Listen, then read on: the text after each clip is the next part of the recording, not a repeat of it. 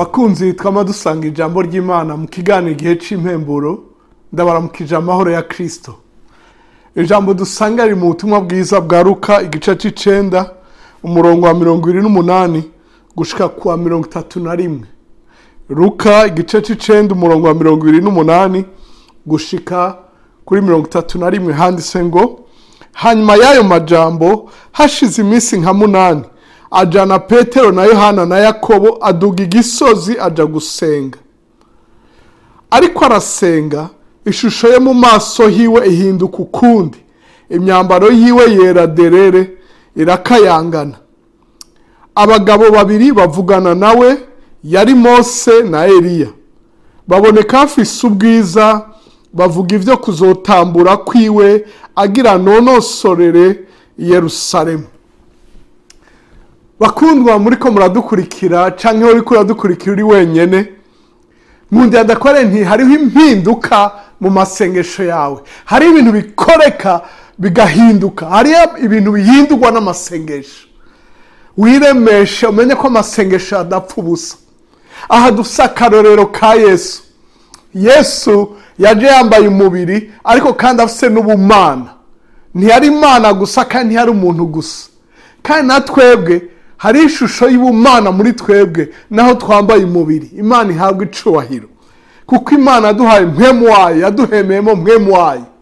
Ntucike intege mu masengesho yawe. Bibiliya yatubwiye ngo ariko arasenga arahinduka, ishusho ye mu maso hiwe ihinduka ukundi. Yaduze umusozi muremure cyane, abavuga igisozi cari igisozi kirekire twarakiduze ko mu Bwisirayeli twarahabonye, n'ahantu harehare gose. Turibuka igihe Petero na Yohana baduga gusenga mu isaha y'9, hari ibintu byakoretse, kimuga kirahaguruka. Yakobo yandikira ishengero avuga ngo gusenga k'umugorotsi kugira ikimazi kuri vyinshi mu gihe cyako, mu gikorwa cyako.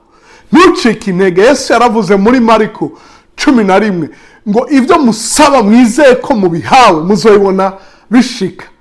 Abigishwa baramwitegereje baravuga ngo twigishe gusenga.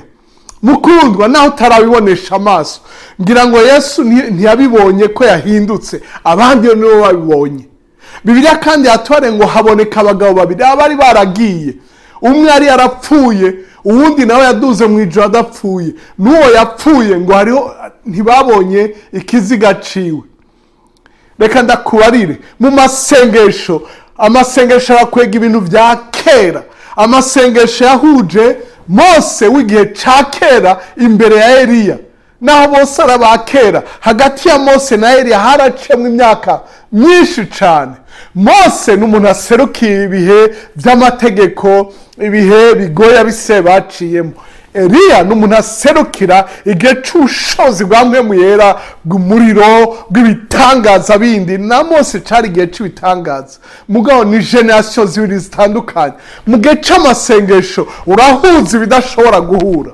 Mu gihe c'amasengesho urakwega ibintu vya kera. Imana ishimwe cyane. Ugakwega n'ivy'igihe kizoza, hagati ya Alpha na Omega, igihe c'itanga n'igihe c'iherezo. Imana iguhezagire.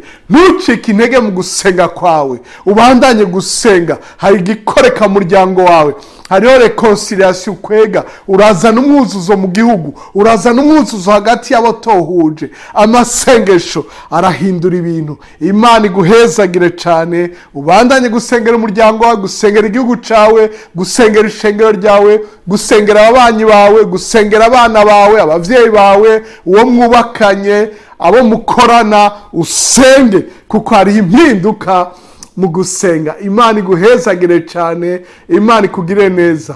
Ndagusenge ngo Uhoraho akurabe neza, Uhoraho akumurikishize mu nyonga hiwe, Uhoraho yumva gutakamba kwawe, aguha amahoro, agwica umutima wifuza.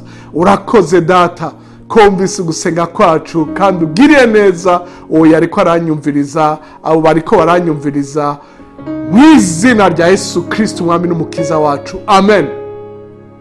Murakoze kudutega yo.